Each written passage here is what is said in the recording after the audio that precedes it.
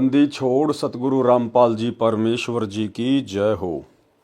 परम पिता परमात्मा सारी सृष्टि के रचनहार कुल मालिक असंख्य ब्रह्मांडों के स्वामी जगत गुरु तीनों लोकों में प्रवेश करके सबका भरण पोषण करने वाले राजाधिराज आत्माधार नाथों के नाथ देवों के देव महादेव सर्वेश्वर महेश्वर मृत्युंजय अजरो अमर आदि अनादि सनातनी प्रभु जगत पिता जगदीश्वर श्री श्री 1008 की उपाधि के वास्तविक अधिकारी अकाल मूर्त शब्द स्वरूपी राम वासुदेव सर्वगतम ब्रह्म परम पूज्य प्रथम पूज्य परम संत परम पुरुष परम धनी परम दयालु सत्य कबीर हक्का कबीर अल्लाहु कबीर अल्लाहु अकबर बाखबर अल्लाह ताला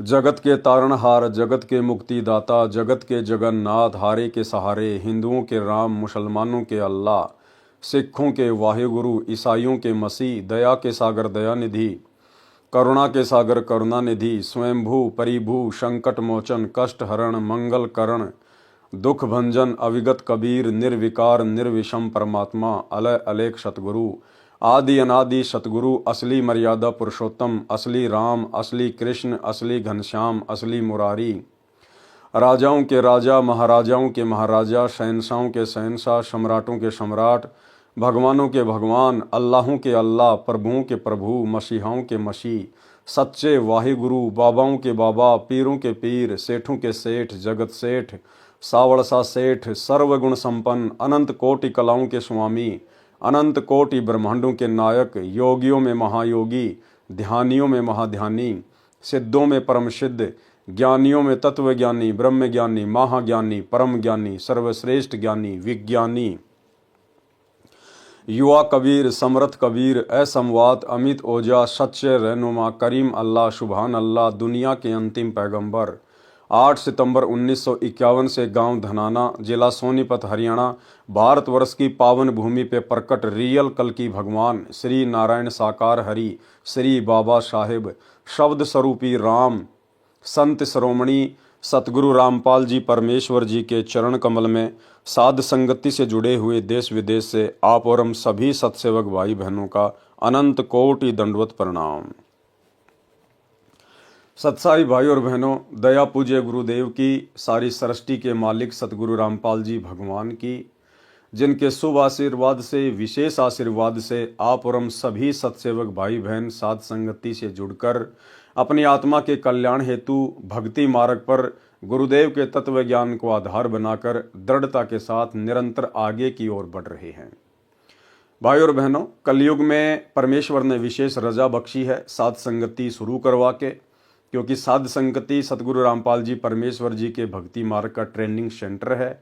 यहाँ पे आत्माओं को फिल्टर किया जाता है, ज्ञान आधार से गुरु की पहचान करवाई जाती है और जो भाव पूर्ण मोक्ष प्राप्ति के लिए गुरु के प्रति एक भगत के अंदर होने चाहिए वो भाव केवल साध संगति से जुड़कर ही पैदा किए जा सकते हैं। तो जो आत्मा अभी तक साध संगति से जुड़ चुकी हैं उनका परम सौभाग्य जो निरंतर भक्ति मार्ग पर आगे की ओर बढ़ रही हैं। तो भाई और बहनों पूज्य गुरुदेव भगवान के कर कमल से लिखित पवित्र पुस्तक कबीर सागर के सरलार्थ के ऊपर वीडियो बनाने की श्रृंखला जारी है। इस श्रृंखला में आज हमारा ये 54 नंबर का वीडियो है। प्रत्येक वीडियो में गुरुदेव भगवान के आशीर्वाद से आप और हमें कुछ न कुछ भक्ति मार्ग से संबंधित विशेष ज्ञान सुनने को मिलता है, जो ज्ञान गुरुदेव किसी कारणवश आप और हम भगत भाई बहनों की तुच्छ बुद्धि के स्तर को देखते हुए सार्वजनिक तौर पर सत्संगों में नहीं कह सके, वो ज्ञान गुरुदेव ने अपने कर कमल से लिखित पुस्तकों में छुपा के रख दिया, लिख कर रख दिया, जो अब समय आने पर साध संगति के माध्यम से धीरे धीरे उजागर हो रहा है और इस गूढ़ ज्ञान को सुनकर समझकर हमारी आत्मा गदगद हो रही है। तो भाई और बहनों अब हम आगे बढ़ते हैं पूज्य गुरुदेव जी के कर कमल से लिखित पवित्र पुस्तक कबीर सागर के सरलार्थ पर। वीडियो नंबर 54 और कबीर सागर का सरलार्थ पेज नंबर 517। कबीर परमेश्वर जी का कलयुग में अवतरण। लेखक के शब्दों में, लेखक कौन? परम पूज्य सतगुरु रामपाल जी परमेश्वर जी। बंदी छोड़ कबीर परमेश्वर जी ने द्वापर युग में अपने प्रिय शिष्य सुदर्शन वाल्मीकि जी को शरण में लिया था। भगत सुदर्शन जी के माता पिता ने परमेश्वर कबीर जी के ज्ञान को स्वीकार नहीं किया था, जिनके नाम थे, पिताजी का नाम था भिखुराम तथा माताजी का नाम था सुखवंती। जिस समय दोनों माता तथा पिता शरीर त्याग गए तो भगत सुदर्शन जी अत्यंत व्याकुल रहने लगे, भक्ति भी कम करते थे। अंतर्यामी करुणामय जी द्वापर युग में कबीर परमेश्वर करुणामय नाम से लीला कर रहे थे। उन्होंने अपने भगत के मन की बात जानकर पूछा, हे भगत सुदर्शन, आपको कौन सी चिंता सता रही है? क्या माता पिता का वियोग सता रहा है या कोई अन्य पारिवारिक परेशानी है? मुझे बताइए। भाई और बहनों, जो गलतियां आप और हम सभी परमेश्वर की आत्माएं सतयुग से लेकर कलयुग की प्रथम पीढ़ी तक करती आई हैं, जिन गलतियों के कारण हम मोक्ष के अधिकारी नहीं बन पाए, आज हमने उन तमाम गलतियों को गुरुदेव के तत्व ज्ञान को आधार बनाकर निकालना होगा। भगत सुदर्शन जब उनके माता पिताजी ने शरीर त्यागा तो उसके बाद वो व्याकुल रहने लगा, अपने माता पिता की चिंता में खोया खोया सा रहता था। गुरुदेव भगवान कह रहे हैं कि वो भक्ति भी कम करने लग गया था। भाई और बहनों, वर्तमान में हमने परमेश्वर को इस प्रकार की शिकायत का कोई मौका नहीं देना है। सौभाग्य यदि हमारे माता पिता भक्ति पर लग जाते हैं तो, अन्यथा बेटा हो या बेटी हो जिनको परमेश्वर का ज्ञान प्राप्त हो चुका है, शरण नसीब हो चुकी है, वे कोई कसर नहीं छोड़ते हैं अपने माता पिता को समझाने में, रिश्तेदारों को समझाने में। यदि माता पिता गुरुदेव की शरण में आ जाते हैं तो बहुत अच्छी बात है। यदि किसी कारण से अपने कमजोर संस्कारों की वजह से शरण में नहीं आ पाते हैं तो उपदेशी भगत ने, चाहे बहन हो या भाई हो, अपने माता पिता की बिल्कुल भी चिंता नहीं करनी है। हाँ, एक बेटा बेटी होने के नाते हमारा जो फर्ज है उनके साथ प्रेम पूर्वक व्यवहार करना, प्रेम से बोलना, अच्छा खिलाना, अच्छा पहनाना, वो हम करेंगे। परंतु आध्यात्मिक स्तर पर जब माता पिता का शरीर छूट जाए तो हमने बिल्कुल भी चिंता नहीं करनी है कि माताजी गधी बनेगी या गधा बनेगी, नरक में जाएगी या स्वर्ग में जाएगी। क्योंकि हम भाई बहनों ने हमारा जो फर्ज था उनके बेटा बेटी होने के नाते वो हमने पूरा निभाया।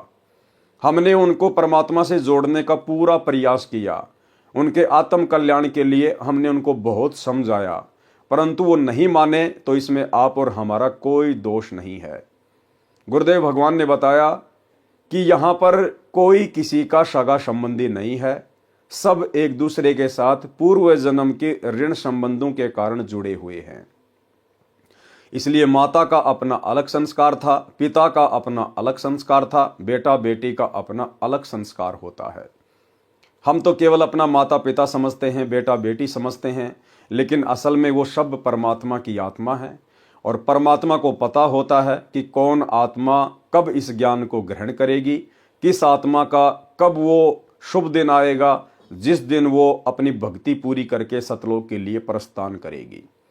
तो जिस प्रकार से असंख्य जन्म भटकने के बाद, बार बार अनेक युगों में, अनेक जन्मों में गुरुदेव भगवान की शरण में आने के बाद आप और हम उनके ज्ञान को नहीं समझ पाए और हर बार कोई न कोई गलती करके मोक्ष से वंचित रह गए, उसी प्रकार भाई और बहनों आने वाले समय में जो हमारे माता पिता हैं, जो गुजर गए हैं या वर्तमान में जिंदा हैं, जब उनका कोई शुभ समय आएगा, शुभ संस्कार आएगा, तो ये परमात्मा उनको भी अपनी शरण में अवश्य लेगा।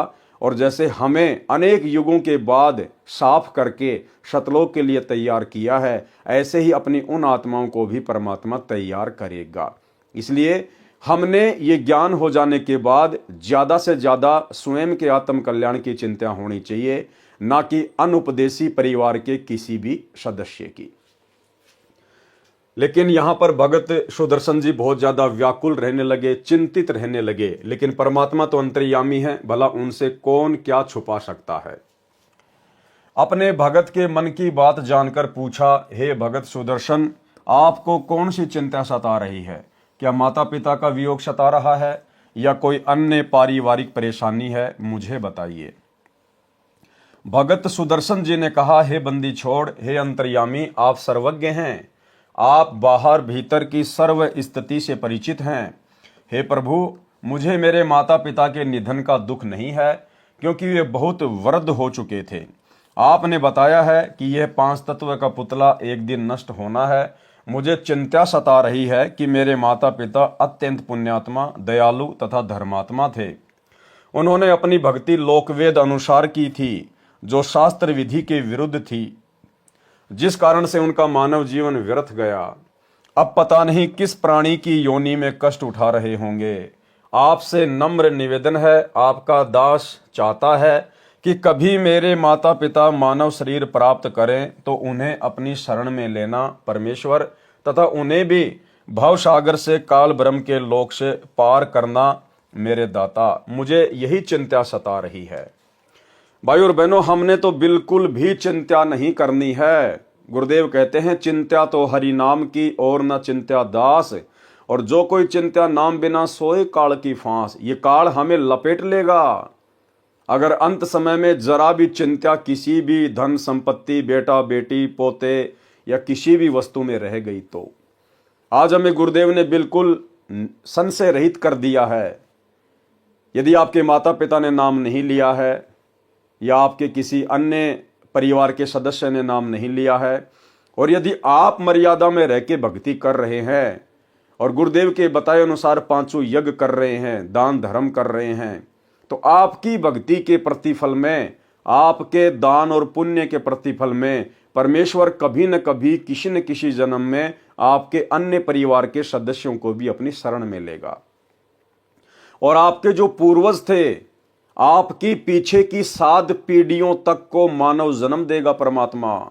यदि परिवार में एक सदस्य उपदेशी है और दृढ़ता के साथ भक्ति पर लगा हुआ है, तो गुरुदेव भगवान ने बताया उसकी पिछली 7 पीढ़ियों तक को ये परमात्मा मनुष्य जन्म देगा, भले वो किसी भी योनि में भटक रहे हैं।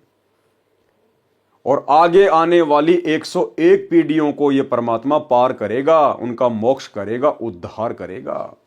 तो भाई और बहनों, हमने चिंता केवल अपने आत्म कल्याण की रखनी है, किसी अन्य की नहीं। मुझे यही चिंता सता रही है। परमेश्वर कबीर जी ने सोचा कि ये भोला भगत सुदर्शन माता पिता के मोह में फंसकर काल जाल में ही रहेगा। काल ब्रह्म ने मोह रूपी पास बहुत दृढ़ बना रखा है। यह विचार कर परमेश्वर कबीर जी ने कहा, हे भगत सुदर्शन, आप चिंता मत करो, मैं आपके माता पिता को अवश्य शरण में लूंगा तथा पार करके ही दम लूंगा। आप सत्य लोक जाओ, ये चिंता छोड़ो। परमेश्वर कबीर जी के आश्वासन के पश्चात भगत सुदर्शन जी सत्य साधना करके सत्य लोक को गया, पूर्ण मोक्ष प्राप्त किया। और ये बात आप और हमें भली भांति गुरुदेव के ज्ञान आधार से समझ में आ चुकी है कि वो तमाम आत्माएं वर्तमान में फिर से मनुष्य जन्म प्राप्त करेंगी इस कलयुग की बिचली पीढ़ी में, क्योंकि कलयुग की बिचली पीढ़ी ही पूर्ण मोक्ष प्राप्ति का समय होता है। भगत सुदर्शन के माता पिता वाले जीवों के कलयुग के अन्य मानव जन्मों की जानकारी। प्रथम बार कुलपति ब्राह्मण पिता तथा महेश्वरी माता रूप में जन्मे। दोनों का विवाह हुआ, संतान नहीं हुई। एक दिन महेश्वरी जी सूर्य की उपासना करते हुए हाथ फैलाकर पुत्र मांग रही थी। उसी समय कबीर परमेश्वर जी उसके हाथों में बालक रूप बनाकर प्रकट हो गए। सूर्य का पारितोष यानी तोहफा जानकर बालक को घर ले गई। वे बहुत निर्धन थे, उनको प्रतिदिन 1 तोला सोना परमात्मा के बिछोने के नीचे मिलने लगा। ये भी उन्होंने सूर्य देव की कृपया माना। 5 वर्ष की आयु का होने पर उनको भक्ति बताई, परंतु बालक जानकर उनको परमात्मा की एक बात पर भी विश्वास नहीं हुआ। उस जन्म में उन्होंने परमात्मा को नहीं पहचाना, जिस कारण से परमेश्वर कबीर जी बालक रूप अंतर ध्यान हो गए। दोनों पति पत्नी पुत्र मोह में व्याकुल हुए। परमात्मा की सेवा के फलस्वरूप उनको अगला जन्म भी मानव का मिला। चंदवारा शहर में पुरुष का नाम चंदन तथा स्त्री का नाम उर्धा था। ब्राह्मण कुल में जन्म हुआ। दोनों निसंतान थे। एक दिन उर्धा सरोवर पर स्नान करने गई। वहां कबीर परमेश्वर जी कमल के फूल पर शिशु रूप धारण करके विराजमान हुए। उर्धा बालक कबीर जी को उठाकर घर ले गई। लोक लाज के कारण चंदन ने पत्नी से कहा कि इस बालक को जहां से लाई थी वहीं छोड़कर आ, कुल के लोग मजाक करेंगे। दोनों पति पत्नी परमात्मा को लेकर जल में डालने चले तो परमात्मा उनके हाथों से गायब हो गए। दोनों बहुत व्याकुल हुए। परमात्मा का पारितोष न लेने के भय से सारी आयु रोते रहे। अगला जन्म भी मानव का हुआ। कथा इस प्रकार है। ये तीसरे जन्म की कथा लिख रहे हैं परमात्मा आगे भगत सुदर्शन के माता पिता की। भगत सुदर्शन वाल्मीकि के माता पिता वाले जीवों को कलयुग में तीसरा मानव शरीर प्राप्त हुआ। भारतवर्ष के काशी शहर में सुदर्शन के पिता वाले जीव ने एक ब्राह्मण के घर जन्म लिया तथा गौरी शंकर नाम रखा गया तथा सुदर्शन जी की माता वाले जीव ने भी एक ब्राह्मण के घर कन्या रूप में जन्म लिया तथा सरस्वती नाम रखा। युवा होने पर दोनों का विवाह हुआ। गौरी शंकर ब्राह्मण भगवान शिव का उपासक था तथा शिव पुराण की कथा करके भगवान शिव की महिमा का गुणगान किया करता था।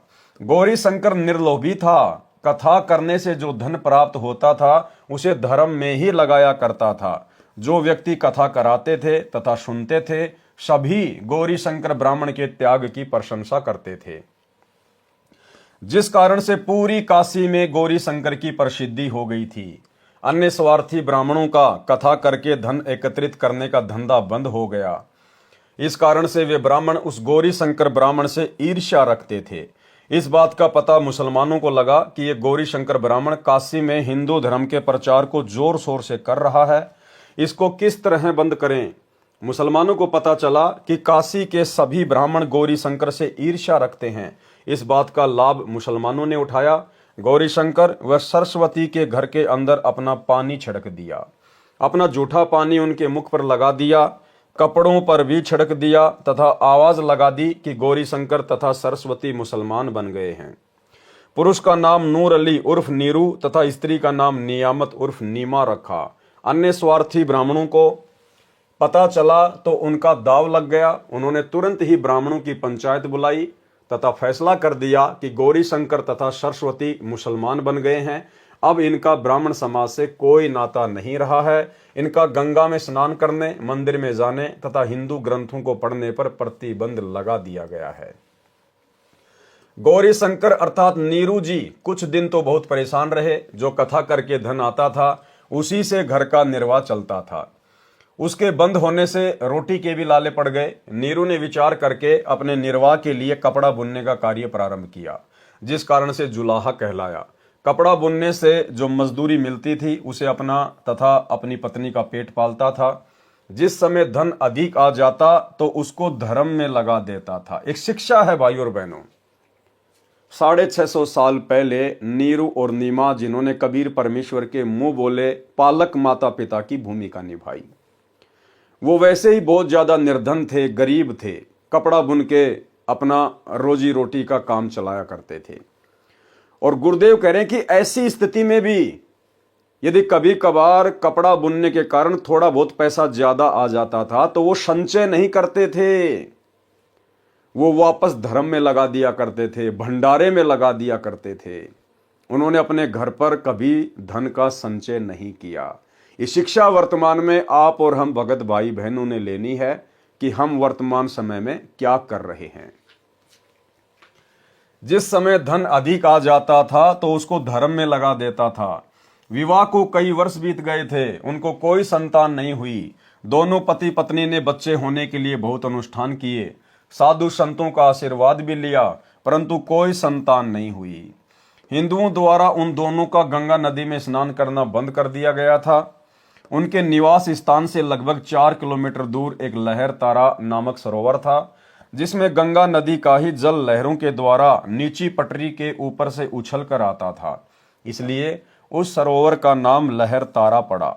उस तालाब में बड़े बड़े कमल के फूल उगे हुए थे।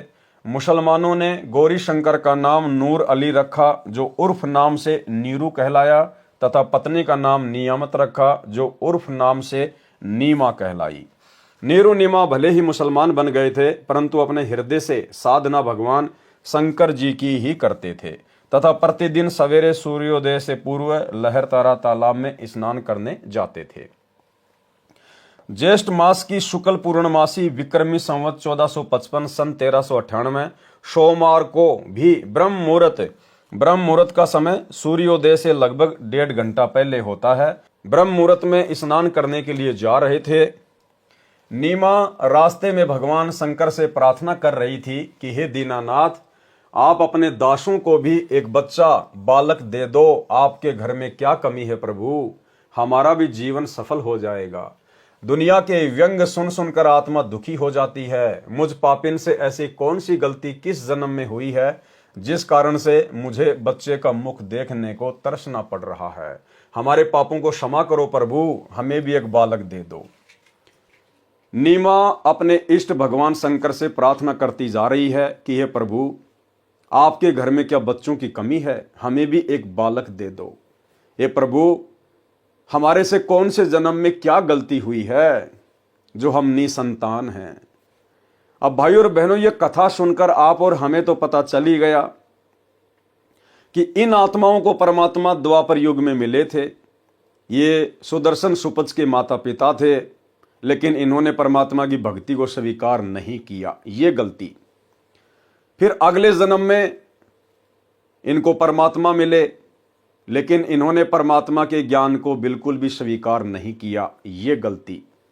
फिर अगले जन्म में परमात्मा इनको एक कमल के फूल पर मिले और परमेश्वर ने बहुत कोशिश की ज्ञान समझाने की, लेकिन नहीं माने, ये गलती।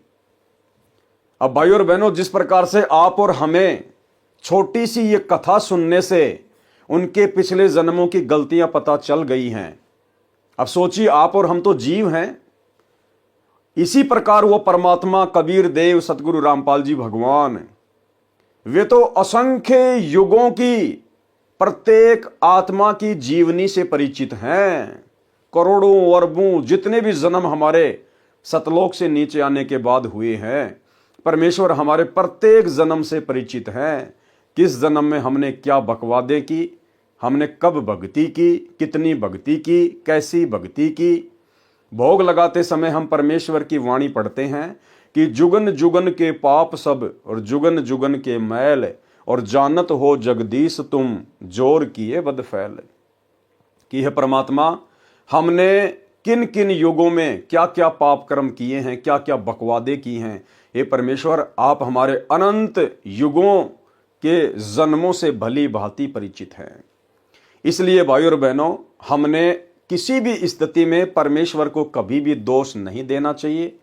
परमेश्वर की भक्ति में हमने बिल्कुल भी दोष नहीं देखना चाहिए, क्योंकि परमेश्वर को पता है यदि परमेश्वर हमें दिखा दें, यदि हमें बता दें, तो हम जुबान भी नहीं उठा सकते। हम लोग इतने कुकर्मी रहे हैं, हम लोग परमात्मा के इतने द्रोही रह चुके हैं।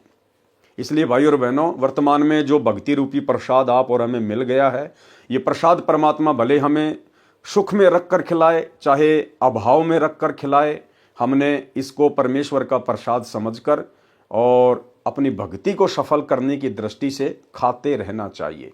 बाकी समय आने पर परमेश्वर हमारे अच्छे दिन भी लेकर आएंगे। हमारा परमात्मा ये लोक भी सुख से भर देगा और आगे का लोक तो हमारा सुखमय होगा ही होगा, क्योंकि परमात्मा कहते हैं जिसका ये लोक सुखी नहीं, उसका परलोक कभी भी सुखी नहीं हो सकता। तो हमने तो परलोक जाना है, सतलोक जाना है, वहां तो सुख ही सुख है। तो ये जन्म भी परमात्मा हमारा अवश्य सुखमय बनाएगा। हमें यहाँ के राजाओं की तरह परमात्मा रखेगा। हमारे घर में किसी भी चीज का कोई अभाव नहीं रहने देगा। हमारे दिलो दिमाग में कोई भी चिंता परमात्मा नहीं रहने देगा, क्योंकि ये चिंता हरण परमात्मा है। उसके लिए आवश्यकता है तो अपने गुरु को अपना इष्ट मानने की, ज्ञान को आधार बनाने की और निसंशय होकर भक्ति मर्यादाओं में रहकर करने की। हमारे पापों को क्षमा करो प्रभु, हमें भी एक बालक दे दो। ये कहकर नीमा फूट फूट कर रोने लगी तथा नीरू ने धैर्य दिलाते हुए कहा, हे नीमा, हमारे भाग्य में संतान नहीं है। यदि भाग्य में संतान होती तो प्रभु शिव अवश्य प्रदान कर देते। आप रो रोकर आंखें खराब कर लोगी। बालक भाग्य में है ही नहीं जो वृद्ध अवस्था में उंगली पकड़ लेता। आप मत रो, आपका बार बार रोना मेरे से देखा नहीं जाता। ये कहकर नीरू की आंखें भी भर आई। इसी तरह प्रभु की चर्चा व बालक प्राप्ति की याचना करते हुए उसी लहर तारा तालाब पर पहुंच गए। प्रथम नीमा ने प्रवेश किया उसके पश्चात नीरू ने स्नान करने को तालाब में प्रवेश किया। सुबह का अंधेरा शीघ्र ही उजाले में बदल जाता है। जिस समय नीमा ने स्नान किया था उस समय तक तो अंधेरा था। जब कपड़े बदलकर पुनः तालाब पर उस कपड़े को धोने के लिए गई जिसे पहनकर स्नान किया था, उस समय नीरू तालाब में प्रवेश करके गोते लगा लगाकर मल मल कर स्नान कर रहा था। नीमा की दृष्टि एक कमल के फूल पर पड़ी जिस पर कोई वस्तु हिल रही थी। प्रथम नीमा ने जाना कोई सर्प है जो कमल के फूल पर बैठा अपने फन को उठाकर हिला रहा है। उसने सोचा कहीं यह सर्प मेरे पति को ना डस ले। नीमा ने उसको ध्यानपूर्वक देखा। वह सर्प नहीं है, कोई बालक था जिसने एक पैर अपने मुख में ले रखा था तथा दूसरे को हिला रहा था। नीमा ने अपने पति से ऊंची आवाज में कहा, देखियो जी, एक छोटा बच्चा कमल के फूल पर लेटा है, वह जल में डूब ना जाए। नीरू स्नान करते करते उसकी ओर न देखकर बोला, नीमा, बच्चों की चाहत ने तुझे पागल बना दिया है, अब तुझे जल में भी बच्चे दिखाई देने लगे हैं। नीमा ने अधिक तेज आवाज में कहा, मैं सच कह रही हूं, देखो सचमुच एक बच्चा कमल के फूल पर वह रहा, देखो देखो। नीमा की आवाज में परिवर्तन वह अधिक कशक देखकर नीरू ने उस ओर देखा जिस ओर नीमा हाथ से संकेत कर रही थी। कमल के फूल पर नवजात शिशु को देखकर नीरू ने आव देखा न ताव झपट कर कमल के फूल सहित बच्चा उठाकर अपनी पत्नी को दे दिया।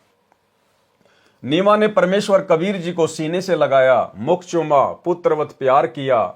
जिस परमेश्वर की खोज में ऋषि मुनियों ने जीवन भर शास्त्र विधि विरुद्ध साधना की उन्हें नहीं मिला, वही परमेश्वर भक्तमती नीमा की गोद में खेल रहा था। भाई और बहनों, कितना बड़ा सौभाग्य है आज आप और हम सभी आत्माओं का जो गुरुदेव भगवान से उपदेश प्राप्त है, उनकी शरण में है, मर्यादित भक्ति कर रहे हैं। यही परमात्मा जिस परमेश्वर को सतयुग से लेकर साधु संत महात्मा ऋषि मुनि जंगलों में जा जाकर खोज रहे थे, गुफाओं में तपस्या कर करके खोज रहे थे, हजारों लाखों वर्षों की उम्र हुआ करती थी, अपना शरीर गड़ा दिया करते थे, लेकिन उस परमेश्वर की तो छोड़िए, यहां के काल भगवान की छाया के भी उनको दर्शन नहीं हो पाए। आप और हमारा सौभाग्य देखिए भाई और बहनों, घर बैठे परमात्मा मिल गया। घर बैठे सहज में, ना गुफा में जाना पड़ा, ना जंगल में जाना पड़ा, ना तपस्या करनी पड़ी। सहज में परमेश्वर ने आकर हमारा हाथ पकड़ लिया। और यदि आज भी हम इस परमेश्वर को ना पहचान कर, जो कि सतगुरु रामपाल जी के रूप में स्वयं धरती पे प्रकट है, यदि हम भक्ति मार्ग में गफलत करेंगे, मर्यादा निभाने में गफलत करेंगे, भक्ति मार्ग को हल्के में लेंगे, तो भाई और बहनों फिर ये असंख्य जन्मों का लंबा दर्द हो जाएगा आप और हमारे लिए। जिस शांतिदायक परमेश्वर को आनंद की प्राप्ति के लिए प्राप्त करने की इच्छा से साधना की जाती है, वही परमेश्वर नीमा के हाथों में सीने से लगा हुआ था। उस समय जो शीतलता व आनंद का अनुभव भगवती नीमा को हो रहा होगा, उसकी कल्पना ही नहीं की जा सकती है। नीरू स्नान करके जल से बाहर आया। नीरू ने सोचा यदि हम इस बच्चे को नगर में ले जाएंगे तो शहरवासी हम पर शक करेंगे, सोचेंगे कि ये किसी के बच्चे को चुरा कर लाए हैं, कहीं हमें नगर से निकाल ना दें। इस डर से नीरू ने अपनी पत्नी से कहा, नीमा, इस बच्चे को यहीं छोड़ दे, इसी में अपना हित है। नीमा बोली, हे पतिदेव, ये भगवान शंकर का दिया खिलौना है। इस बच्चे ने पता नहीं मुझ पर क्या जादू कर दिया है कि मेरा मन इस बच्चे के वश हो गया है। मैं इस बच्चे को नहीं त्याग सकती। नीरू ने नीमा को अपने मन की बात से अवगत करवाया, बताया कि यह बच्चा नगरवासी हमसे छीन लेंगे, पूछेंगे कहां से लाए हो, हम कहेंगे लहर तारा तालाब में कमल के फूल पर मिला है।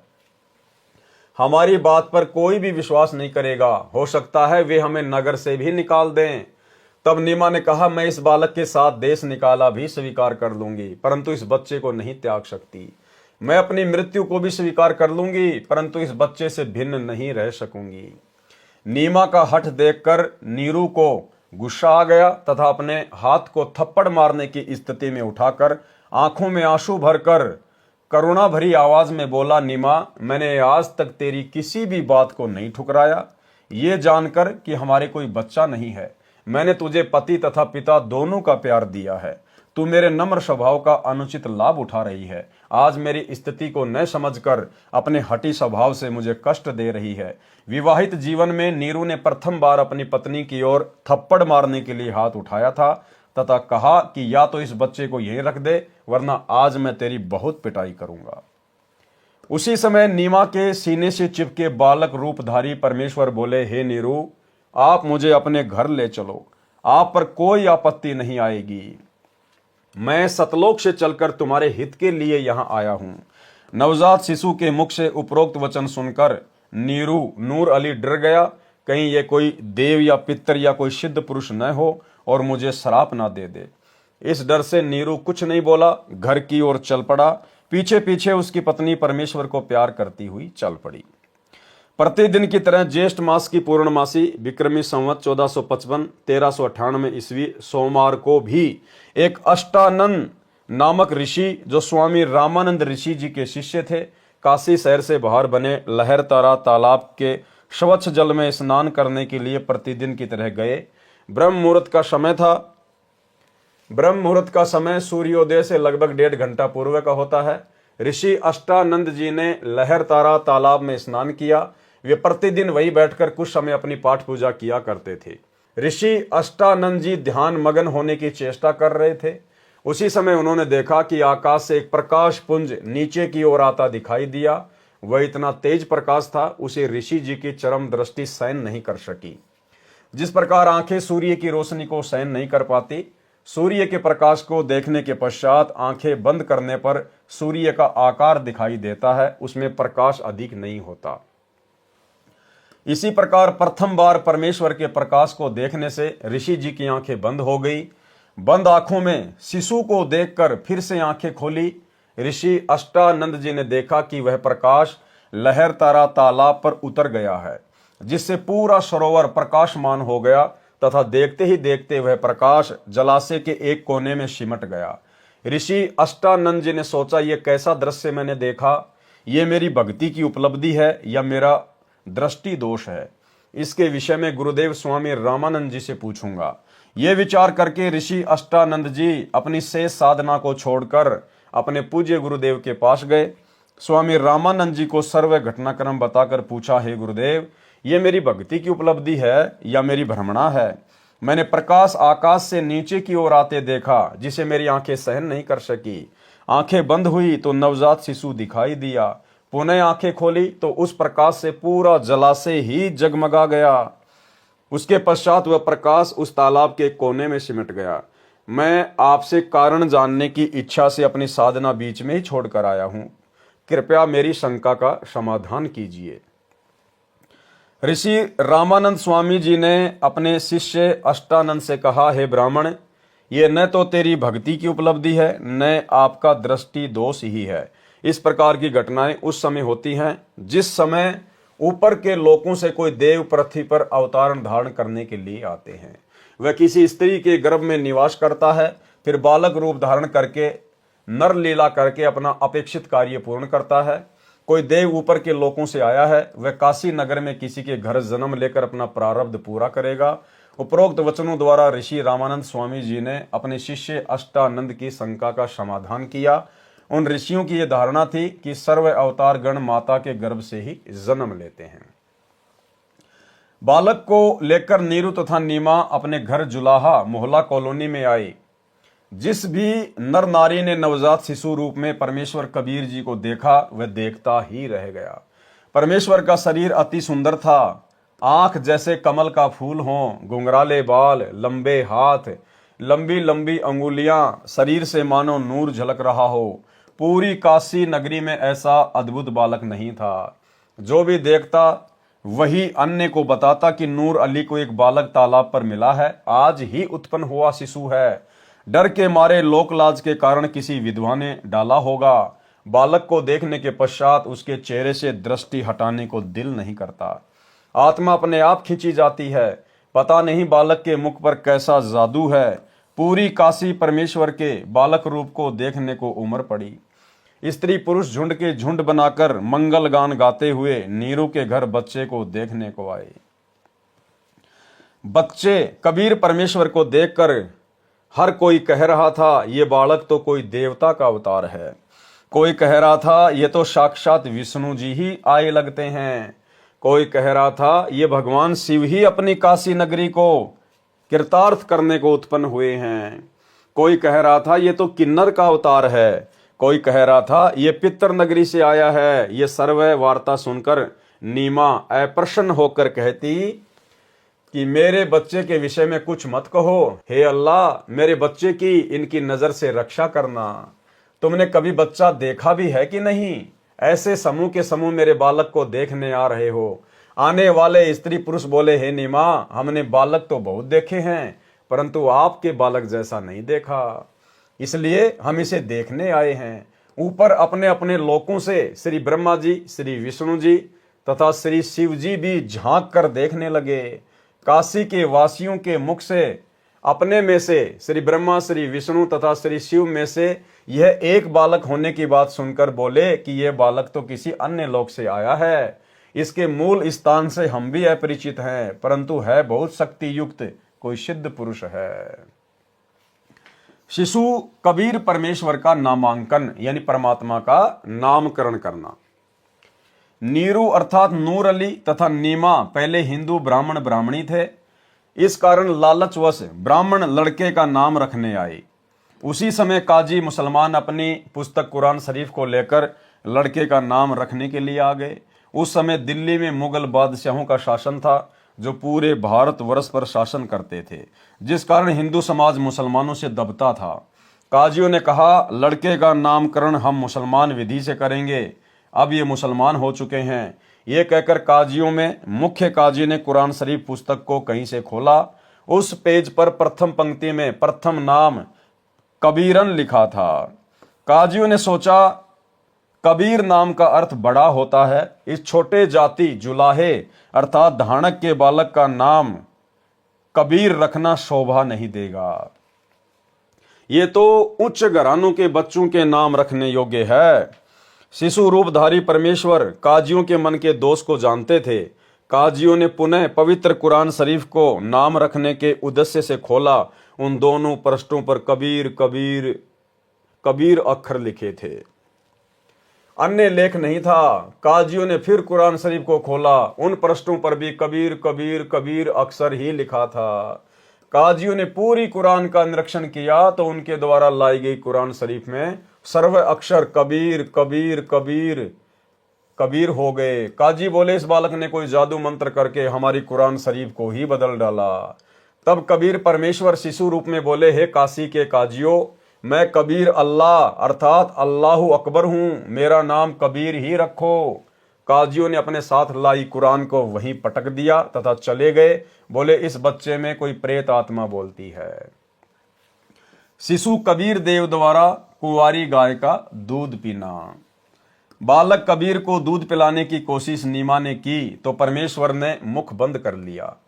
सर्व प्रयत्न करने पर भी नीमा तथा नीरू बालक को दूध पिलाने में असफल रहे। 25 दिन जब बालक को निराहार बीत गए तो माता पिता अति चिंतित हो गए। 24 दिन से नीमा तो रो रो कर विलाप कर रही थी, सोच रही थी ये बच्चा कुछ भी नहीं खा रहा है, ये मरेगा, मेरे बेटे को किसी की नजर लगी है। 24 दिन से लगातार नजर उतारने की विधि भिन्न भिन्न स्त्री पुरुषों द्वारा बताई प्रयोग करके थक गई, कोई लाभ नहीं हुआ। आज 25वां दिन उदय हुआ। माता नीमा रात्रि भर जागती रही तथा रोती रही कि पता नहीं ये बच्चा कब मर जाएगा, मैं भी साथ ही फांसी पर लटक जाऊंगी, मैं इस बच्चे के बिना जीवित नहीं रह सकती। बालक कबीर का शरीर पूर्ण रूप से स्वस्थ था तथा ऐसे लग रहा था जैसे बच्चा प्रतिदिन 1 किलो दूध पीता हो। परंतु नीमा को डर था कि बिना कुछ खाए पिए ये बालक जीवित रह ही नहीं सकता, ये कभी भी मृत्यु को प्राप्त हो सकता है। यह सोचकर फूट फूट कर रो रही थी। भगवान शंकर के साथ साथ निराकार प्रभु की भी उपासना तथा उससे की गई प्रार्थना जब व्यर्थ रही तो अति व्याकुल होकर रोने लगी। भगवान शिव एक ब्राह्मण ऋषि का रूप बनाकर नीरू की झोपड़ी के सामने खड़े हुए तथा नीमा से रोने का कारण जानना चाहा। नीमा रोती रही, हिचकियां लेती रही। संत रूप में खड़े भगवान शिव जी के अति आग्रह करने पर नीमा रोती रोती कहने लगी, हे ब्राह्मण, मेरे दुख से परिचित होकर आप भी दुखी हो जाओगे। फकीर वेशधारी शिव भगवान बोले, हे माई, कहते हैं अपने मन का दुख दूसरे के समक्ष कहने से मन हल्का हो जाता है। हो सकता है आपके कष्ट को निवारण करने की विधि भी प्राप्त हो जाए। आंखों में आंसू जीवा लड़खड़ाते हुए गहरे सांस लेते हुए नीमा ने बताया, हे महात्मा जी, हम निसंतान थे। 25 दिन पहले हम दोनों प्रतिदिन की तरह काशी में लहर तारा तालाब पर स्नान करने जा रहे थे। उस दिन जेठ मास की शुक्ल पूर्णिमासी की सुबह थी। रास्ते में मैंने अपने इष्ट भगवान शंकर से पुत्र प्राप्ति की हृदय से प्रार्थना की थी। मेरी पुकार सुनकर दीनदयाल भगवान शंकर जी ने उसी दिन एक बालक लहर तारा तालाब में कमल के फूल पर हमें दिया। बच्चे को प्राप्त करके हमारे हर्ष का कोई ठिकाना नहीं रहा। ये हर्ष अधिक समय तक नहीं रहा। इस बच्चे ने दूध नहीं पिया। सर्व प्रयत्न करके हम थक चुके हैं। आज इस बच्चे को 25वां दिन है, कुछ भी आहार नहीं किया है। ये बालक मरेगा, इसके साथ ही मैं आत्महत्या करूंगी। मैं इसकी मृत्यु की प्रतीक्षा कर रही हूँ। सर्व रात्रि बैठकर तथा रो रो कर व्यतीत की है। मैं भगवान शंकर से प्रार्थना कर रही हूँ कि हे भगवान, इससे अच्छा तो ये बालक ना देते। अब इस बच्चे में इतनी ममता हो गई है कि मैं इसके बिना जीवित नहीं रह सकूंगी। नीमा के मुख से सर्व कथा सुनकर साधु रूपधारी भगवान शंकर ने कहा, आपका बालक मुझे दिखाइए। नीमा ने बालक को पालने से उठाकर ऋषि के समक्ष प्रस्तुत किया। दोनों प्रभुओं की आपस में दृष्टि मिली। भगवान शंकर जी ने शिशु रूप कबीर जी को अपने हाथों में ग्रहण किया तथा मस्तिष्क की रेखाएं व हस्त रेखाएं देखकर बोले, नीमा, आपके बेटे की लंबी आयु है, ये मरने वाला नहीं है। देख कितना स्वस्थ है, कमल जैसा चेहरा खिला है। नीमा ने कहा, हे विप्रवर, बनावटी सांत्वना से मुझे संतोष होने वाला नहीं है। बच्चा दूध पिएगा तो मुझे सुख की सांस आएगी। 25 दिन के बालक का रूप धारण किए परमेश्वर कबीर जी ने भगवान शिव से कहा, हे भगवान, आप इन्हें कहो एक कुंवारी गाय लाए। आप उस कुंवारी गाय पर अपना आशीर्वाद भरा हाथ रखना, वह दूध देना प्रारंभ कर देगी। मैं उस कुंवारी गाय का दूध पीऊंगा। वह गाय आजीवन बिना ब्याए अर्थात कुंवारी रहकर ही दूध दिया करेगी। उस दूध से मेरी परवरिश होगी। परमेश्वर कबीर जी तथा भगवान शंकर शिव जी की 7 बार चर्चा हुई। शिवजी ने नीमा से कहा, आपका पति कहाँ है? नीमा ने अपने पति को पुकारा। वह भीगी आंखों से उपस्थित हुआ तथा ब्राह्मण को प्रणाम किया। ब्राह्मण ने कहा, नीरू, आप एक कुंवारी गाय लाओ, वह दूध देवेगी। उस दूध को यह बालक पिएगा। नीरू कुंवारी गाय ले आया तथा साथ में कुम्हार के घर से एक ताजा छोटा घड़ा 4 किलोग्राम क्षमता का मिट्टी का पात्र भी ले आया। परमेश्वर कबीर जी के आदेश अनुसार विप्र रूपधारी शिवजी ने उस कुंवारी गाय की पीठ पर हाथ मारा जैसे थपकी लगाते हैं। गौ माता के थन लंबे लंबे हो गए तथा थनों से दूध की धार बह चली। नीरू को पहले ही वह पात्र थनों के नीचे रखने का आदेश दे रखा था। दूध का पात्र भरते ही थनों से दूध निकलना बंद हो गया। वह दूध शिशु रूपधारी कबीर परमेश्वर जी ने पिया। नीरू नीमा ने ब्राह्मण रूपधारी भगवान शिव के चरण लिए तथा कहा, आप तो साक्षात भगवान शिव के रूप हो। आपको भगवान शिव ने ही हमारी पुकार सुनकर भेजा है। हम निर्धन व्यक्ति आपको क्या दक्षिणा दे सकते हैं? हे विप्र, 24 दिनों से हमने कोई कपड़ा भी नहीं बुना है। विप्र रूपधारी भगवान शंकर बोले, साधु भूखा भाव का, धन का भूखा नहीं। जो है भूखा धन का, वो साधु भी नहीं। देखो भाई और बहनों, अभी वाणी है किसकी? ये वाणी कबीर परमात्मा की है। और गुरुदेव क्या कह रहे हैं कि विप्र रूपधारी भगवान शंकर बोले। वो कौन था विप्र रूपधारी भगवान शंकर? स्वयं कबीर परमात्मा ही अपने दूसरे रूप में थे। और फिर क्या वाणी बोली? साधु भूखा भाव का, धन का भूखा नहीं। जो कोई धन का भूखा वो साधु भी नहीं। इस वाणी को लिखकर गुरुदेव भगवान ने आप और हमें संकेत कर दिया कि वो कोई भगवान शंकर वंकर नहीं था। अरे वो सारी सृष्टि का भगवान है। क्या भगवान शंकर के आशीर्वाद से दूध देने वाली गाय का दूध पिएगा क्या? जो तीनों लोक उस परमपिता परमात्मा देवों के देव महादेव कबीर देव सतगुरु रामपाल जी भगवान के आशीर्वाद से अपना भरण पोषण कर रहे हैं, तीनों लोकों के प्राणियों का पेट भर रहा है, क्या वो परमात्मा इन तीनों लोकों के भगवानों के आशीर्वाद से अपना पेट भरेगा क्या? तो ये वाणी यहां पर लिखकर गुरुदेव भगवान ने संकेत कर दिया कि भगवान शंकर के रूप में वो जो विप्र था वो खुद परमात्मा ही था। विप्र रूपधारी भगवान शंकर बोले, साधु भूखा भाव का, धन का भूखा नहीं, जो है भूखा धन का वह तो साधु नहीं। ये कहकर विप्र रूपधारी शिव जी वहां से प्रस्थान कर गए। ऋग्वेद मंडल 9 सूक्त 1 मंत्र 9, यहां पर उस पूर्ण परमेश्वर की महिमा लिखी हुई है कि जब वो पूर्ण परमात्मा कबीर देव इस पृथ्वी लोक पर अपनी अच्छी आत्माओं को भक्ति दृढ़ाने के लिए आता है, प्रकट होता है, वो जानबूझकर एक शिशु रूप में प्रकट होता है, एक लीला करता है। उस समय उस शिशु रूप में प्रकट कबीर परमेश्वर सतगुरु रामपाल जी भगवान की कवारी गायों के दूध से उनकी परवरिश होती है। उन कवारी गायों के थनों में दूध सतलोक से आता है।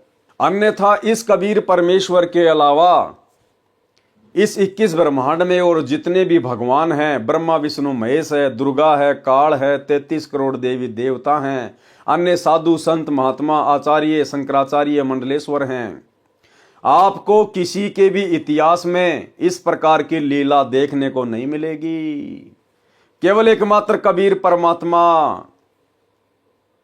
वो परमेश्वर चारों युगों में केवल एक एक जीवन इस प्रकार का जीकर दिखाता है, केवल वेदों में लिखी हुई अपनी महिमा को सत्य साबित करने के लिए। अन्यथा उस परमेश्वर को अपनी परवरिश के लिए कवारी गायों के दूध की आवश्यकता नहीं है। लेकिन परमेश्वर ने पहले ही वेदों में अपनी महिमा लिखवा दी कि जो पूर्ण परमात्मा है, जो कबीर देव है, जब वो धरती पर शिशु रूप में प्रकट होता है तो इस प्रकार से उसकी परवरिश की लीला होती है। इस बात को सत्य साबित करने के लिए परमेश्वर, जो वेदों में लिखी हुई बात है, इसको सत्य साबित करने के लिए केवल प्रत्येक युग की शुरुआत में परमात्मा इस प्रकार की लीला करते हैं। अन्यथा ये परमात्मा ना जाने पृथ्वी पर कितनी बार प्रकट होता है, कितनी बार अंतर ध्यान होता है, इसे किसी भी कुंवारी गाय के दूध की आवश्यकता नहीं पड़ती है। ऋग्वेद मंडल नंबर 9 सूक्त 1 मंत्र 9, ये जो श्लोक है ये लिखा हुआ है, ये इसका अनुवाद है। यहां गुरुदेव ने इसका भावार्थ किया हुआ है। पूर्ण परमात्मा अमर पुरुष जब लीला करता हुआ बालक रूप धारण करके स्वयं प्रकट होता है, सुख सुविधा के लिए जो आवश्यक पदार्थ शरीर वृद्धि के लिए चाहिए वह पूर्ति कुंवारी गायों द्वारा की जाती है। अर्थात उस समय कुंवारी गाय अपने आप दूध देती हैं, जिससे उस पूर्ण प्रभु की परवरिश होती है। यह घटना आपको ना श्री कृष्ण जी के जीवन में देखने को मिलेगी, ना श्री रामचंद्र जी के जीवन में देखने को मिलेगी, ना ब्रह्मा विष्णु महेश के जीवन में देखने को मिलेगी, ना 33 करोड़ देवी देवताओं के जीवन में देखने को मिलेगी। केवल कबीर परमेश्वर जो प्रत्येक युग की शुरुआत में इस प्रकार की लीला करके दिखाते हैं, वेदों में लिखी हुई अपनी महिमा को सत्य साबित करने के लिए। नीरू को धन की प्राप्ति। बालक की प्राप्ति से पूर्व दोनों जने पति पत्नी मिलकर कपड़ा बुनते थे। 25 दिन बच्चे की चिंता में कपड़ा बुनने का कोई कार्य नहीं कर सके, जिस कारण से कुछ कर्ज नीरू को हो गया। कर्ज मांगने वाले भी उसी 25वें दिन आ गए तथा बुरी भली कहकर चले गए। कुछ दिन तक कर्ज न चुकाने पर यातना देने की धमकी सेठ ने दे डाली। दोनों पति पत्नी अति चिंतित हो गए, अपने बुरे कर्मों को कोसने लगे। एक चिंता का समाधान होता है, दूसरी तैयार हो जाती है। माता पिता को चिंतित देखकर बालक बोला, हे माता पिता, आप चिंता ना करो, आपको प्रतिदिन एक सोने की मोहर 10 ग्राम सोना पालने के बिछोने के नीचे मिलेगी। आप अपना कर्ज उतार कर अपना तथा गऊ का खर्च निकाल कर शेष बचे धन को धर्म में लगाना।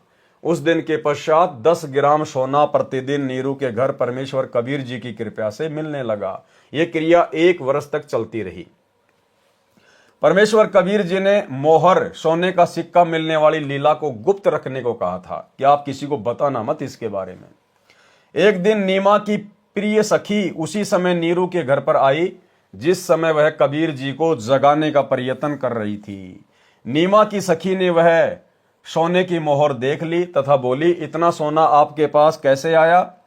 नीमा ने अपनी प्रिय सखी से सर्व गुप्त भेद कह सुनाया कि हमें तो 1 साल से ये मोहर प्रतिदिन प्राप्त हो रही है। हमारे घर पर भाग्यशाली लड़का कबीर जब से आया है, हम तो आनंद से रह रहे हैं। अगले दिन ही सोना मिलना बंद हो गया। देखो, ये होता है परमात्मा के वचन को काटना। परमात्मा ने, कबीर देव ने कह दिया था कि इस गुप्त भेद को किसी से भी ना कहना, यानी वो परमात्मा का एक वचन हो गया। लेकिन नीमा ने परमेश्वर के वचन को तोड़ दिया, उसी दिन से सोना बंद हो गया। ठीक इसी प्रकार भाई और बहनों, वर्तमान में वही कबीर परमात्मा आप और हमारे पूज्य गुरुदेव भगवान जी के रूप में, सतगुरु रामपाल जी के रूप में धरती पर प्रकट है। और गुरुदेव भगवान ने हमें जो नियम बता दिए हैं, जो भक्ति की मर्यादाएं बता दी हैं, ये उनके वचन हैं। और यदि हमने उनके एक भी वचन को काटा, एक भी वचन को तोड़ा, उसी समय भाई और बहनों इस भक्ति से मिलने वाले लाभ हमारे बंद हो जाएंगे। हो सकता है आपकी पिछली भक्ति से या आपके दान पुण्य से या आपने जितनी मर्यादा में रह के भक्ति कमाई की है उससे भले आपको कुछ समय लाभ मिले, लेकिन परमेश्वर की तरफ से उसी समय भक्ति से मिलने वाला लाभ बंद हो जाता है। इसलिए भाई और बहनों, हमने अपने गुरुदेव भगवान की किसी भी मर्यादा को, उनके द्वारा दिए गए किसी भी भक्ति नियम को तोड़ने की सोचना भी नहीं है। तोड़ना तो बहुत दूर की बात है। ये छोटी छोटी बातें हैं, ये संकेत हैं जिनके माध्यम से आप और हम भाई बहनों को शिक्षा लेनी चाहिए। नीरू तथा नीमा दोनों मिलकर कपड़ा बुनकर अपने परिवार का पालन पोषण करने लगे। बड़ा होकर बालक कबीर भी पिता के काम में हाथ बटाने लगा। थोड़े ही समय में अधिक बुनाई करने लगा। ऋषि रामानंद सेऊ, शमन तथा नेकी व कमाली के पिछले जन्मों का ज्ञान, यानी ऋषि रामानंद जी पहले कौन थे, ये सेऊ था, ये पहले कौन था, शमन था, ये कौन था, नेकी और कमाली कौन थी। तो भाई और बहनों, परमात्मा इसमें बता रहे हैं कि सतयुग में और त्रेता युग में जब परमात्मा आए थे और प्रथम बार परमेश्वर के लालन पालन की जिम्मेदारी जिन आत्माओं को मिली थी, वो आत्मा थी पंडित रामानंद जी और कमाली, जो कलयुग की प्रथम पीढ़ी में जन्मे। यही दोनों आत्माएं सतयुग और त्रेता में, उस युग की शुरुआत में कबीर परमेश्वर जी के मुंह बोले माता पिता की भूमिका में थे। आगे क्या बताया परमात्मा ने। ऋषि रामानंद जी का जीव सतयुग में विद्याधर ब्राह्मण था, जिसे परमेश्वर सतसुकृत नाम से मिले थे। त्रेता युग में वह वेदविग नामक ऋषि था, जिसको परमेश्वर मुनिंद्र नाम से शिशु रूप में प्राप्त हुए थे। तथा कमाली वाली आत्मा सतयुग में विद्याधर की पत्नी दीपिका थी। त्रेता युग में सूर्या नाम की वेदविद ऋषि की पत्नी थी। उस समय इन्होंने परमेश्वर को पुत्रवत पाला तथा प्यार किया था। उसी पुण्य के कारण ये आत्माएं परमात्मा को चाहने वाली थी। कलयुग में भी इनका परमेश्वर के प्रति अटूट विश्वास था। ऋषि रामानंद व कमाली वाली आत्माएं ही सतयुग में ब्राह्मण विद्याधर तथा ब्राह्मणी दीपिका वाली आत्माएं थी, जिन्हें ससुराल से आते समय कबीर परमेश्वर एक तालाब में कमल के फूल पर शिशु रूप में मिले थे। यही आत्माएं त्रेता युग में वेदविग तथा सूर्या ऋषि दंपति थे, जिन्हें परमेश्वर शिशु रूप में प्राप्त हुए थे। सम्मन तथा नेकी वाली आत्माएं द्वापर युग में काणु वाल्मीकि तथा उसकी पत्नी गोदावरी थी, जिन्होंने द्वापर युग में परमेश्वर कबीर जी का शिशु रूप में पालन पोषण किया था।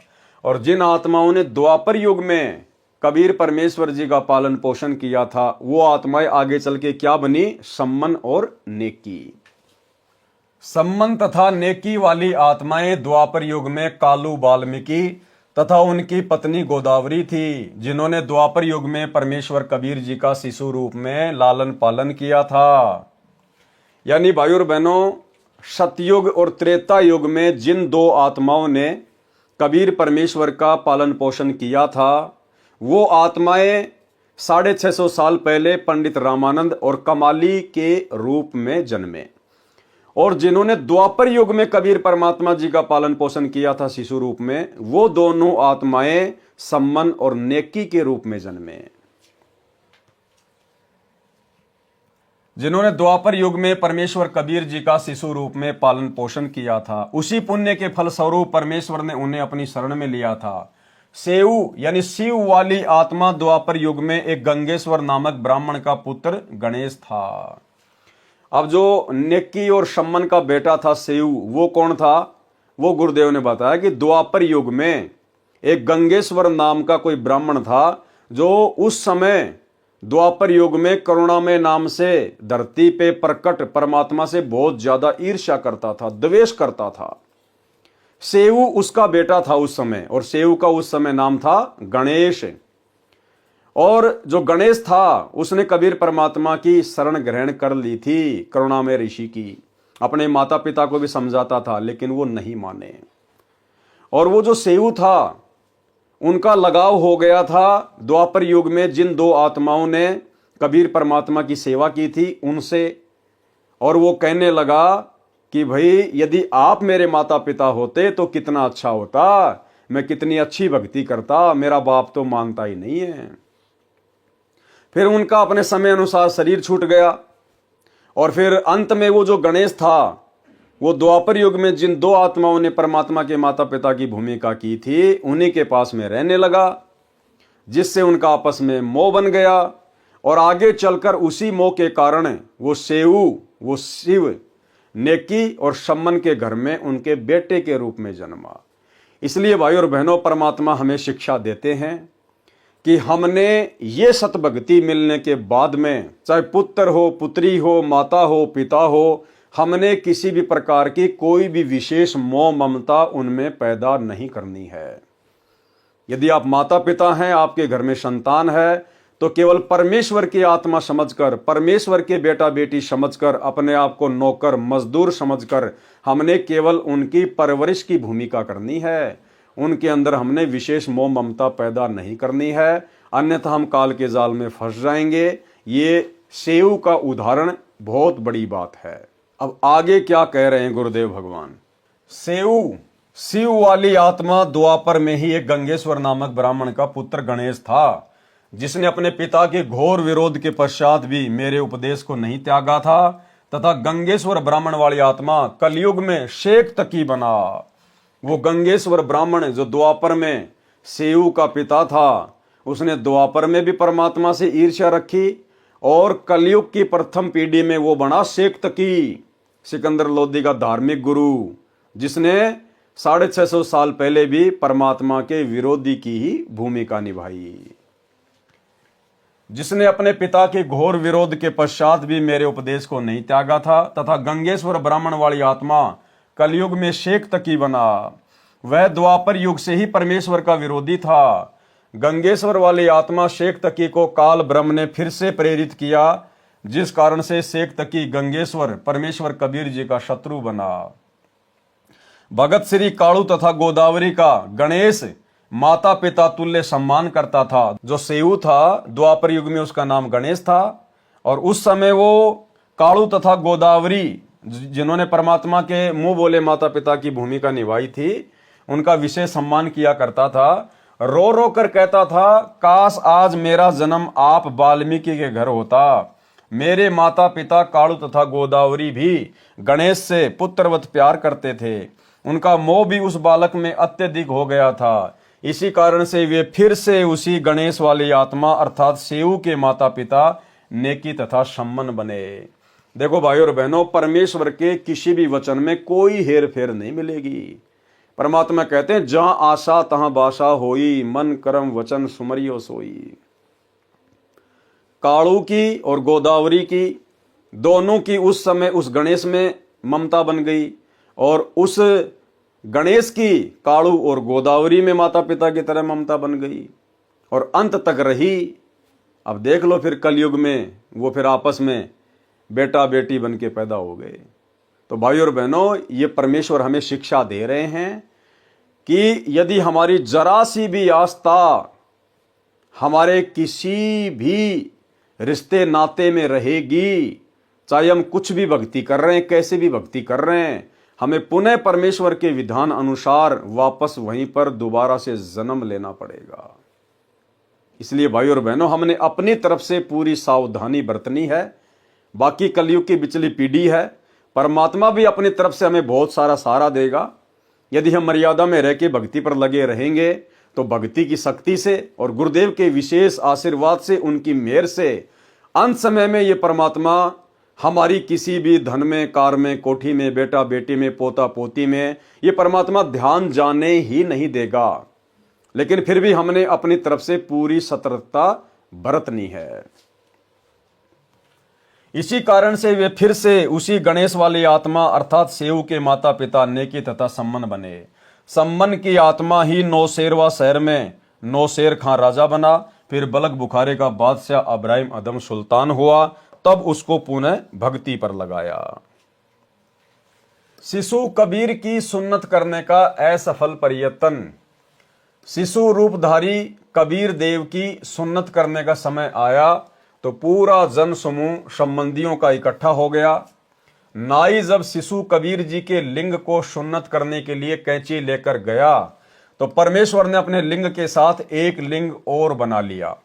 फिर उस सुन्नत करने को तैयार व्यक्ति की आंखों के सामने ही 3 लिंग और बढ़ते दिखाए। कुल 5 लिंग एक बालक के देखकर वह सुन्नत करने वाला आश्चर्य में पड़ गया। अब देखो भाई और बहनों, आपको विज्ञान के बारे में समझाते हैं, टेक्नोलॉजी के बारे में समझाते हैं। आजकल ये हमारे वैज्ञानिक भाई बंधु इंटरनेट बना के, सैटेलाइट बना के, लैपटॉप, कंप्यूटर, मोबाइल बना के, दुनिया भर की एप्लीकेशन वगैरह बना के अपने आप को भगवान समझ बैठे। इंसान अपने आप को खुदा समझ बैठा, खुदा को भूल गया, अपनी औकात को भूल गया। आजकल आप देख रहे होंगे मोबाइल पर ऐसी ऐसी एप्लीकेशन आ गई, एआई टेक्नोलॉजी आ गई। मैं आपको यहां पर कुछ वीडियो दिखाऊंगा, स्क्रीन पर आप जी देखिएगा। आप देखेंगे एक व्यक्ति मोमोज वगैरह पका रहा है और मोमोज पकते पकते सूअर में परिवर्तित हो गए। मोमोज आपकी आंखों के सामने देखते देखते सूअर के बच्चे बन गए। दूसरा वीडियो आप देखिए, ये केला, बनाना, ये केला आपकी आंखों के सामने तोता बन गया। आप देख रहे हैं लगातार आपकी आंखों के सामने वो केला तोता बन गया।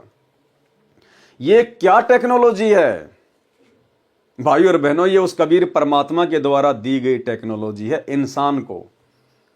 जबकि उस परमेश्वर की जो साइंस है, उस परमेश्वर की साइंस के विषय में तो यहां का बड़े से बड़ा वैज्ञानिक कभी सोच भी नहीं सकता, कल्पना भी नहीं कर सकता कि उस परमेश्वर कबीर देव सतगुरु रामपाल जी की क्या टेक्नोलॉजी है, क्या उसकी साइंस है। उदाहरण आपने देख लिया होगा, गुरुदेव ने अपने कर कमल से लिखा है। आप तो केवल मोमोज को शुअर में चेंज होते हुए देख रहे हैं, केले को तोते में बदलता हुआ देख रहे हैं। और 650 साल पहले कबीर परमात्मा ने, जिस समय ना कोई वैज्ञानिक था, ना विज्ञान थी, ना एआई थी, ना मोबाइल थे, ना कंप्यूटर, ना टेक्नोलॉजी, और ना ही जब परमात्मा की सुन्नत करने आया तो परमात्मा ने एक की जगह 2 शिशु इंद्री दिखा दी। नाई घबरा गया और देखते ही देखते 3 शिशु इंद्री यानी 3 लिंग नाई की आंखों के सामने उत्पन्न हो गए। देखते देखते जैसे मोमोज से सुअर उत्पन्न हो गए। तो भाई और बहनों, 650 साल पहले कहां थी विज्ञान, कहां थे वैज्ञानिक, कहां थे टेक्नोलॉजी? इसलिए आज हम उस वैज्ञानिकों के वैज्ञानिक की शरण में हैं। कबीर देव सतगुरु रामपाल जी भगवान की शरण में हैं, जिनकी बराबरी करने की कोई कल्पना भी नहीं कर सकता। ये आजकल ये वैज्ञानिक उपकरण, ये हवाई जहाज, रेडियो, इंटरनेट, हेलीकॉप्टर, सैटेलाइट, ये सारी टेक्नोलॉजी उस कबीर परमेश्वर सतगुरु रामपाल जी के द्वारा इस वर्तमान भक्ति युग में, भक्ति मार्ग में सहयोग के लिए इन विशेष आत्माओं को दी गई है। ये किसी इंसान के स्तर की बस की बात नहीं है कि कोई इंसान अपना दिमाग लगा के ये चीजें बना देगा। गुरुदेव कहते हैं ये इंसान सतयुग से लेकर वर्तमान तक यही था। पशुओं के चारा काटने की एक मशीन भी नहीं बना पाया था, हाथ से घुमाने वाला वो गंडासा भी नहीं बना पाया था। श्री रामचंद्र जी भी यही था, गर्मियों में गर्मी मरता था, एक पंखा भी नहीं बना पाया। श्री कृष्ण भी यही था, रेड़ू जोड़ के चलता था, ढंग की रोड भी नहीं बना पाया। भाई और बहनों, ये टेक्नोलॉजी, ये विशेष ज्ञान, ये विज्ञान इस कबीर परमेश्वर वैज्ञानिकों के वैज्ञानिक ने आप और हम आत्माओं को इस कलयुग की बिचली पीढ़ी में भक्ति में सहयोग के लिए दिया है। ठीक है, जब तक दुनिया को ज्ञान नहीं होगा अध्यात्म का, भक्ति मार्ग का, जब तक अपने कबीर देव सतगुरु रामपाल जी भगवान की पहचान नहीं होती है, तब तक तो काल प्रेरणा से दुनिया इनका दुरुपयोग ही करेगी। लेकिन जिस दिन ये ज्ञान पूरी दुनिया में फैलेगा, दुनिया को इस कल की भगवान की पहचान हो जाएगी, उस दिन भाई और बहनों परमेश्वर के द्वारा निर्मित करवाए गए ये सभी संसाधन, ये सभी उपकरण उनकी भक्ति में ही प्रयोग किए जाएंगे। तो भाई और बहनों, हमारे गुरुदेव वैज्ञानिकों के वैज्ञानिक हैं, हल्के में मत ले लेना। फिर उस सुन्नत करने को तैयार व्यक्ति की आंखों के सामने 3 लिंग और बढ़ते दिखाए। कुल 5 लिंग एक बालक के देखकर वह सुन्नत करने वाला आश्चर्य में पड़ गया।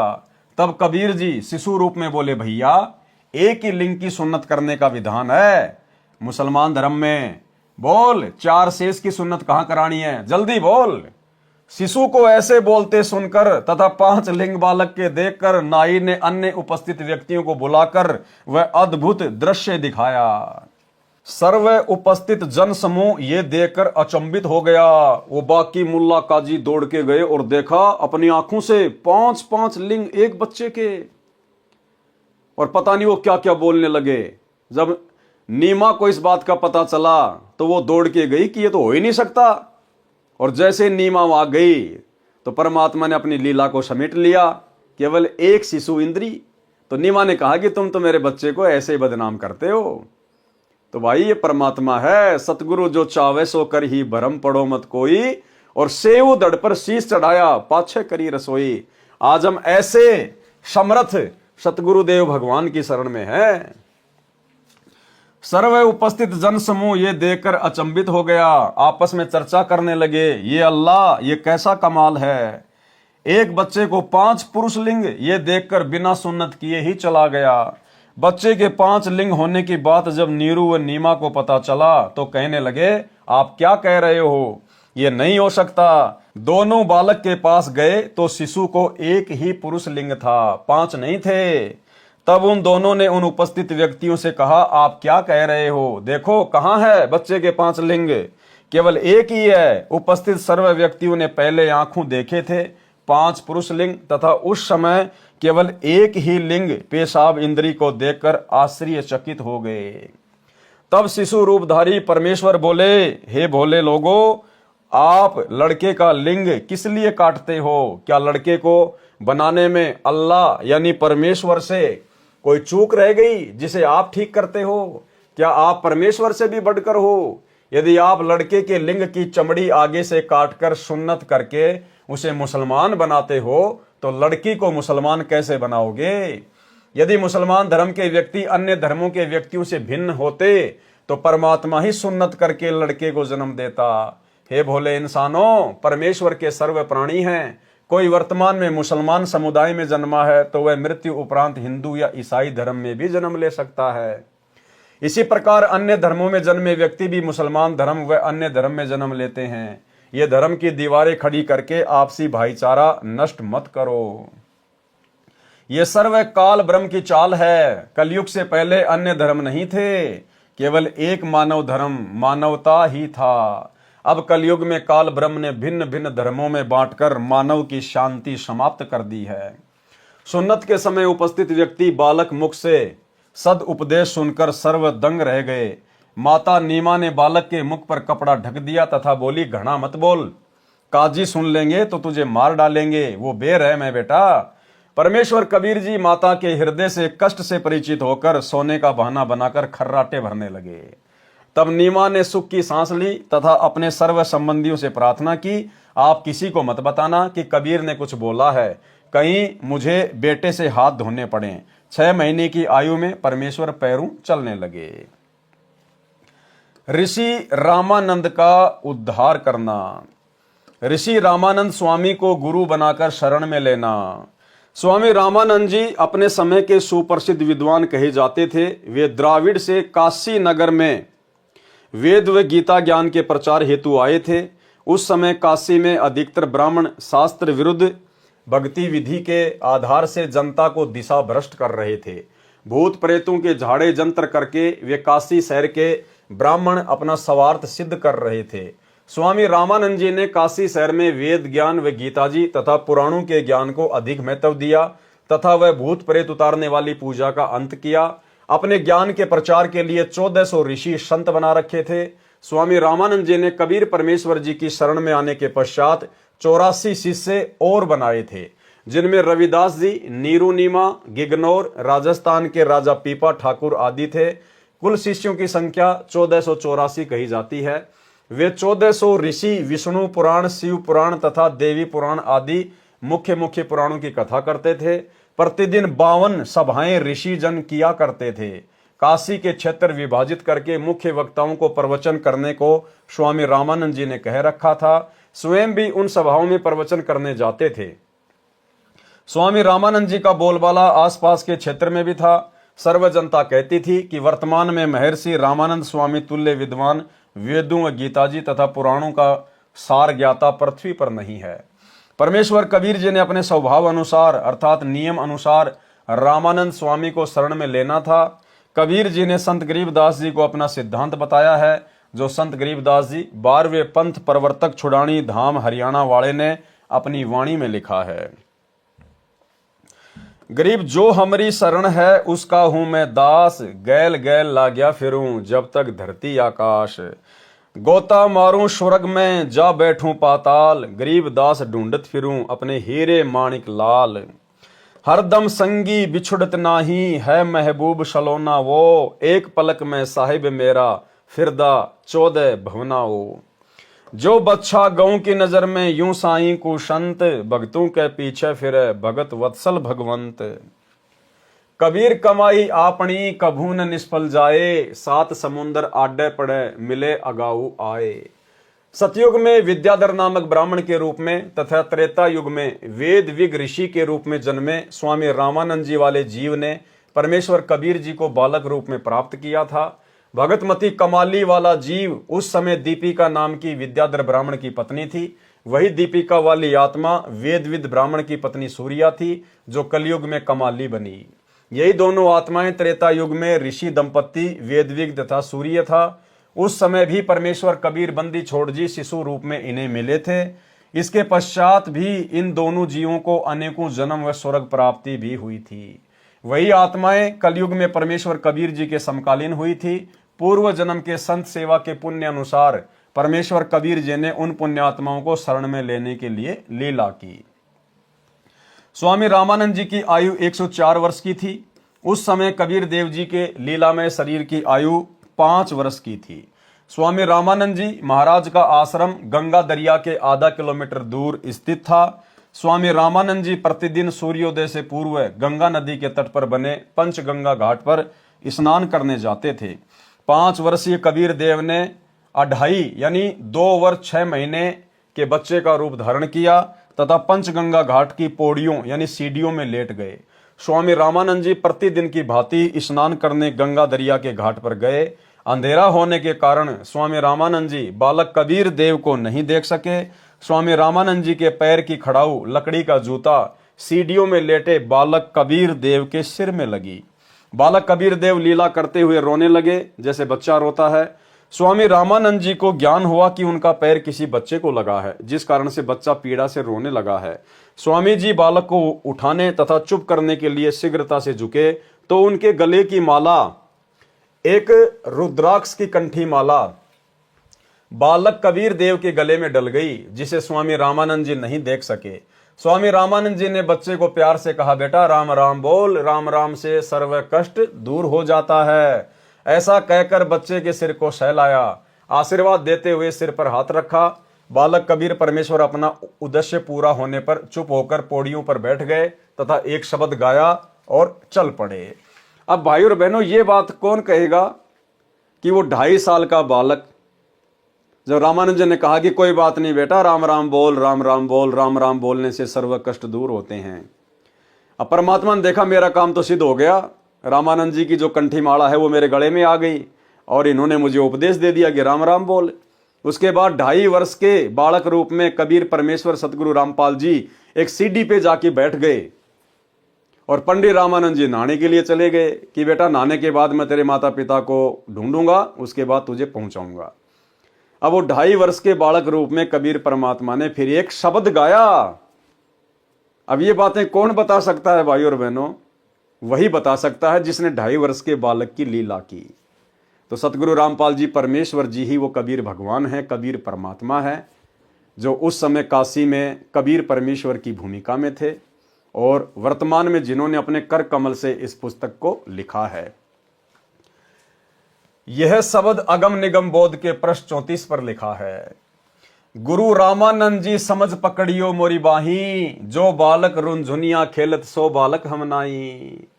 कि रामानंद जी सोच समझ के मुझे अपना शिष्य बनाना, मैं वो बालक नहीं हूं जो बचपन में जो खिलौनों से खेलता है। गुरु रामानंद जी समझ पकड़ियो मेरी बाही, जो बालक रुंझुनिया खेलत सो बालक हम नाही। हम तो लेना सतका शोध, हम ना पाखंड पूजा चाही। कि मैं उस पाखंड पूजा का व्यापारी नहीं हूं जो आप अपने भक्तों को दे रहे हो। बा पकड़ो तो दृढ़ का पकड़, बहुर छूट ना जाई। जो माता से जन्मा वह नहीं इष्ट हमारा। परमात्मा ने कहा कि आप इष्ट बताओगे श्री विष्णु जी को, लेकिन हमें उस इष्ट की आवश्यकता नहीं है जिसका जन्म किसी मां से हुआ हो।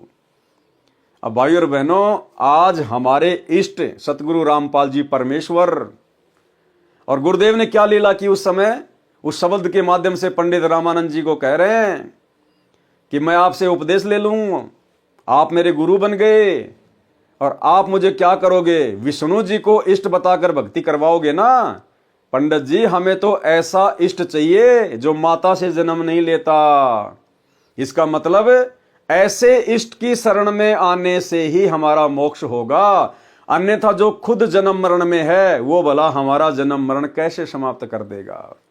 तो भाइयों और बहनों, आप और हमारा सौभाग्य, परम सौभाग्य, आज हमें वही इष्ट कबीर देव जो कभी किसी मां से जन्म नहीं लेता, ना सतगुरु जननी जने जाके माना बाप, पिंड भ्रमण से रहित है ना वा तीनों ताप।